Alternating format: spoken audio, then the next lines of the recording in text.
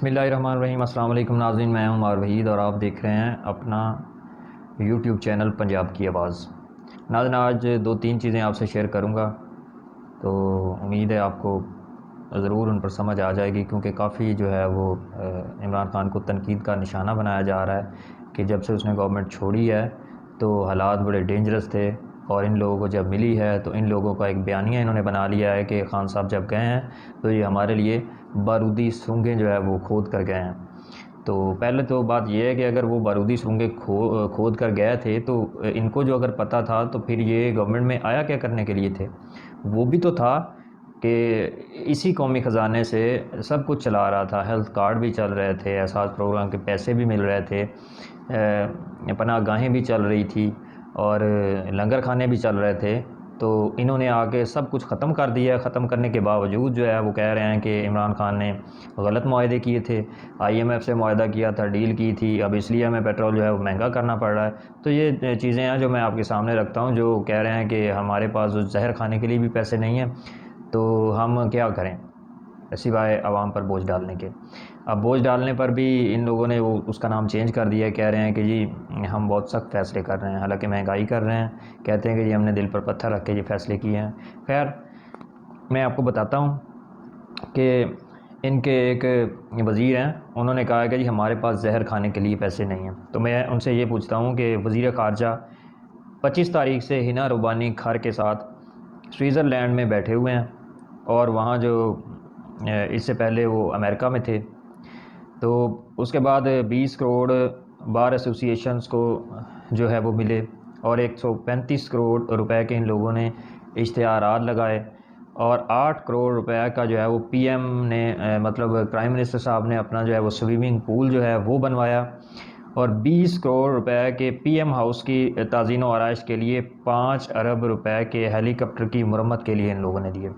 ठीक है, मतलब कि 20 करोड़ रुपए इन्होंने प्राइम मिनिस्टर हाउस के लिए, उसकी ताज़ीन व आराइश के लिए सरकार के ख़जाने से लिए, और 5 अरब रुपए इन लोगों ने हेलीकॉप्टर की मरम्मत के लिए कौमी ख़जाने से उठाए। और उसके बाद इन लोगों ने 5 बैरूनी दौरे किए, और पूरी ख़ानदानी बारात के साथ ये लोग वहाँ गए। वज़ीर आज़म की भतीजी को 20 गाड़ियों, 25 मोटरसाइकिलों और 200 पुलिस अफसरान का प्रोटोकॉल फ्राहम किया गया। और ख़र्चा कहाँ से आया? ख़र्चा आवाम की जेब से, जो हम टैक्स देते हैं, ये हमारे टैक्स के पैसे पर अयाशियाँ कर रहे हैं ये लोग। उसके बाद 5 घरों को जनाब प्राइम मिनिस्टर साहब ने अपने प्राइम मिनिस्टर हाउस जो है वो डिक्लेयर कर दिया है, 5 घरों को। उसके बाद यूटिलिटी बिल्स, सिक्योरिटी, मुलाजमीन के खाने और पीने के तमाम अखराजात जो है वो हमारे जो अवाम है पाकिस्तानी, इनकी जेब पर डाका डाला गया है, ये वहाँ से जा रहे हैं। तो पंजाब हाउस, गवर्नर हाउस, मरी हाउस और ये तमाम सरकारी गेस्ट हाउस जो हैं, ये सिर्फ शरीफ ख़ानदान के तसव्वुफ़ में हैं। मतलब ये है कि माले मुफ्त दिले बेरहम, इनसे पूछ लें तो कहते हैं हमारे पास जहर खाने के लिए पैसे नहीं हैं। खान साहब थोड़े थोड़े पैसे इकट्ठे करके अपने जो कौमी ख़जाने में जमा कर रहे थे, तो इन लोगों ने आते ही ऐसी लूट मार मचाई है कि बस अल्लाह ही हाफिज़ है, ये लोग अवाम का दर्द लेकर नहीं आए थे। तो दूसरी बात यह है कि नून लीग से अगर पूछा जाए ना, सवाल किया जाए कि नून लीग ने कीमतें क्यों बढ़ाई हैं, उनका कोई बंदा मिल जाए ना, आप उनसे सवाल करके पूछ लें कि भाई ये नून लीग ने आते ही गवर्नमेंट में कीमतें क्यों बढ़ाना शुरू कर दी हैं, तो वो कहते हैं कि जी IMF ने कहा था हमें। तो जब इनसे पूछा जाए ना कि नून लीग IMF के पास क्यों गई, तो कहते हैं जी वो मुल्क डिफ़ॉल्ट की तरफ जा रहा था, इसलिए हमें IMF के पास जाना पड़ा। तो जब इनसे पूछा जाए कि मुल्क को डिफ़ॉल्ट की तरफ कौन लेकर गया, तो कहेंगे जी इमरान खान साहब लेकर गए। तो जब इनसे सवाल किया जाए कि इमरान खान कैसे लेकर गया, तो ये लोग कहते हैं कि जी ख़जाना बिल्कुल खाली था, तो मुल्क डिफ़ॉल्ट की तरफ जा रहा था, इसलिए इस वजह से कर्ज़ा लेना पड़ा। अगला सवाल इनसे पूछा जाना कि ख़जाना खाली कौन करके गया, तो ये कहेंगे कि जी इमरान खान करके गया। जब इनसे अगला सवाल किया जाना कि इमरान खान की हुकूमत ने मुआहदे किए थे कीमतें बढ़ाऊंगा, तो कीमतें ना बढ़ाकर फ़ायदा किसको दिया उसने, तो ये लोग कहते हैं कि जी अवाम को फ़ायदा दिया। अब इनसे अगला सवाल किया जाए कि क्या इमरान खान ने खुद हुकूमत छोड़ी डिफ़ॉल्ट के ख़तरे से? नहीं जी, وہ تو آخری گیند تک لڑ رہا تھا، وہ تو حکومت چھوڑنے کے لیے تیار نہیں تھا. ہم نے جی زبردستی ہم نے عدم اعتماد کے ذریعے سے یہ جنگ جیت لی. تو اس کے بعد سوال ان سے کیا جائے کہ حکومت لینے کی جلدی کس کو تھی؟ جی شہباز شریف صاحب کو. حالانکہ یہ 16 جماعتیں ہیں، 16-17 جماعتیں. کس کو جلدی تھی؟ شہباز شریف صاحب کو. کیا بننا تھا؟ کرائم منسٹر بننا تھا. اگلا سوال ان سے پوچھا جائے کہ جب عمران خان کی حکومت تھی تو تب ڈیفالٹ کا خطرہ تھا؟ تو کہیں گے جی ایسا کچھ نہیں تھا، بلکہ معیشت کے تمام اشاریے مثبت تھے، اور موجودہ وزیر خزانہ خود بھی اس کو مانتا ہے. مطلب کہ جو وزیر خزانہ مفتی اسماعیل صاحب ہیں، اس نے مانا ہے اس چیز کو کہ اشاریے بالکل مثبت جا رہے تھے. گورنمنٹ جو تھی عمران خان صاحب کی وہ بالکل بہتر پرفارمنس، مطلب ایک پٹڑی پہ چڑھ گئی تھی. تو اس کے بعد اگر ان سے سوال کیا جائے نا جی کہ مہنگائی کا ذمہ دار کون ہے، وہ قیمتیں خود بڑھا رہے ہیں، مہنگائی کا ذمہ دار عمران خان ہے. یعنی کہ عجیب قسم کی ان لوگوں کی اپنی ایک سائنس ہے، اس کا آج تک کسی کو پتہ ہی نہیں چلا کہ یہ کس سائنس کے ذریعے چور دروازے سے آئے ہیں اور کس سائنس کے ذریعے یہ کیا کرنا چاہ رہے ہیں. مطلب عوام کو ان لوگوں نے جو ہے نا وہ بالکل ایسے بنایا ہوا ہے، فدو بنا کے رکھا ہوا ہے کہ یہ کہتے ہیں بس جی عوام کو ہم جو ہے وہ ورگلا رہے ہیں اور عوام ہمارے جو ہے نا وہ قابو میں آ جائے گی جیسے بھی ہے. لیکن ان لوگوں کے پاس نہ کوئی بیانیہ ہے، نہ ان لوگوں کے پاس کوئی پالیسی ہے کہ ملک کو کیسے چلانا ہے کیسے نہیں چلانا ہے. آئے ہیں 50 دن کے لگ بھگ ان کی گورنمنٹ کو ہو چکے ہیں، لیکن ابھی تک ان کے پاس کوئی ایسا مجھے ایک بتا دیں ان لوگوں نے غریب کو ریلیف دیا ہو. بلکہ الٹا ان لوگوں نے غریب کی منجی ٹھوکی ہے. کوئی ان لوگوں نے ایسا کام نہیں کیا جس سے غریب کو فائدہ ہو. قیمتیں دیکھ لیں کہاں سے کہاں تک پہنچ گئی ہیں، لیکن ان کو کوئی پوچھنے والا نہیں ہے.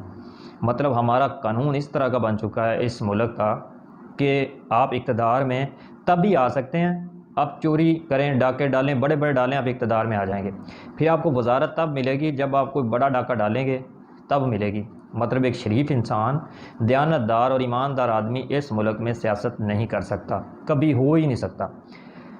دوسری بات یہ ہے کہ ان سے اگر پوچھا جائے کہ معاہدے اس نے اگر عمران خان نے کیے تھے تو 5 سال پورے کرنے دیتے عمران خان کو تاکہ پتہ چل جاتا، تو ان لوگوں کا بیانیہ کچھ اور ہوگا. لیکن یہ لوگ امریکہ کو ناراض نہیں کرنا چاہتے تھے. اصل وجہ جو یہ تھی نا کہ ان لوگوں نے جو وہاں رجیم چینج کے ذریعے جو آپریشن کیا، پیسے لگائے.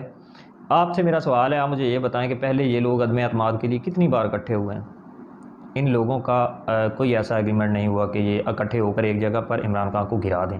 بیرونی طاقتیں ملی، کچھ اندر سے میر جعفر ملے، میر صادق ملے، جن کی وجہ سے یہ رجیم چینج کیا گیا اور ایک چلتی اچھی بلی حکومت کو ان لوگوں نے گھر بھیج دیا.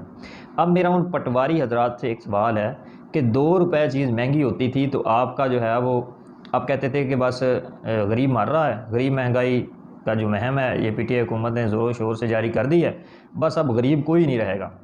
میرا ان سے سوال ہے کہ 150 روپے لیٹر پر پیٹرول آپ کو سستا لگتا تھا، مہنگا لگتا تھا، اور 210 روپے پر آپ سستا کہہ رہے ہیں. ہمیں بھی وہ سائنس سمجھا دیں تاکہ ہمیں بھی اس سے افاقہ ملے جس طرح آپ افاقہ لے رہے ہیں. سیدھی بات ہے کہ بغض عمرانیہ میں آپ لوگ مبتلا ہو کر ملک کا تہس نہس اور بیڑا غرق کرنے کی طرف جا رہے ہیں. تو اگلی بات میں آپ سے یہ کروں گا کہ خان صاحب نے اپنے دور حکومت میں 10 ڈیموں پر کام شروع کیا. 10 ڈیموں پر تاریخ میں پہلے اتنے بڑے ڈیم نہیں بنائے گئے جن پر خان صاحب نے آتے ہی جو ہے نا وہ فوکس کیا تھا کہ میں جب بھی آؤں گا اقتدار میں ڈیموں پر کام کروں گا تاکہ ایک تو پانی کی قلت ختم ہو جائے گی اور دوسرے نمبر پہ ہمیں فری بجلی ملے گی. تو یہ خان صاحب کا بہت بڑا اقدام تھا جو یقیناً پوری پاکستان کی ہسٹری میں اسے یاد رکھا جائے گا، بلکہ گولڈن لفظوں میں لکھا جائے گا کہ خان صاحب نے یہ کام بہت اچھا کیا تھا. یعنی کہ پہلے بھی گورنمنٹ آتی رہی جاتی رہی، ان لوگوں نے اپنا سوچا، اپنی اولادوں کا سوچا. غریب اولاد جو تھی نا، غریب قوم کی اولاد یا اس پاکستانی عوام کا آج تک کسی نے نہیں سوچا. ایک محب وطن پاکستانی بن کر اگر سوچے نا تو شاید آپ کو سمجھ آ جائے گی کہ خان صاحب کی حکومت ٹھیک سمت چل رہی تھی یا اس ملک کے لیے خطرہ تھی. تو اب میرا سوال ہے پٹواریوں سے، وہ یہ ہے کہ ابھی پیٹرول جو ہے وہ 15 دن بعد، مطلب 15 تاریخ کے بعد یہ پھر بڑھانے جا رہے ہیں. جو ان لوگوں نے ایگریمنٹ سائن کیا ہے آئی ایم ایف کے ساتھ وہ 286 روپے تک کا کیا ہے کہ ہم 286 روپے تک پیٹرول اور ڈیزل کی قیمتیں بڑھائیں گے، تب ہی وہ آئی ایم ایف انہیں قرضے کی قسط دینے جا رہی ہے. وہ $1 ارب بھی نہیں ہے، یعنی کہ 90 کروڑ ڈالر جو ہے وہ بنتا ہے، جس کے لیے یہ بھاگے پھر رہے ہیں، ایک ملک سے دوسرے ملک، دوسرے سے تیسرے جا رہے ہیں، مگر وہ ان کو خیرات دینے کے لیے تیار نہیں ہیں. ان لوگوں نے ایسی عجیب آ کر تباہی پھیری ہے. اگر ان کے پاس کوئی ایسی اسٹریٹجی نہیں تھی ملک چلانے کے لیے تو یہ جو 18-17 پارٹیاں اکٹھی ہوئی ہیں یہ آئے کیا کرنے تھے.